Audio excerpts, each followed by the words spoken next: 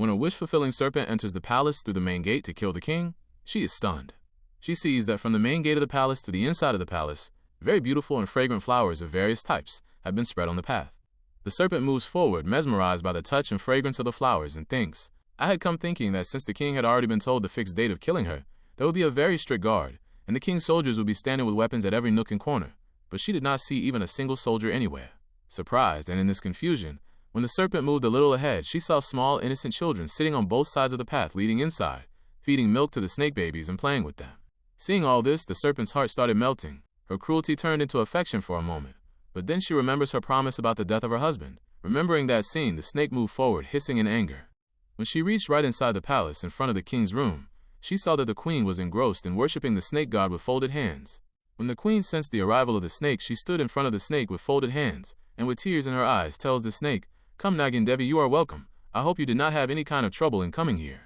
O Nagin Devi, I am well aware of the purpose for which you have come here. Even if it happened to my husband unknowingly, it is a big crime, therefore I will not stop you from biting him at all. But I have one request to you.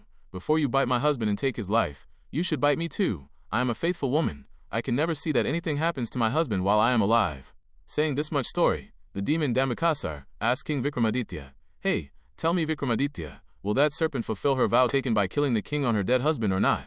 Friends, before moving ahead in the story, and listening to the answer of King Vikramaditya, these questions are for all of you as well. While answering the question of demon Dambhikasura, King Vikramaditya said, No, that evil demon, that serpent did not kill the king.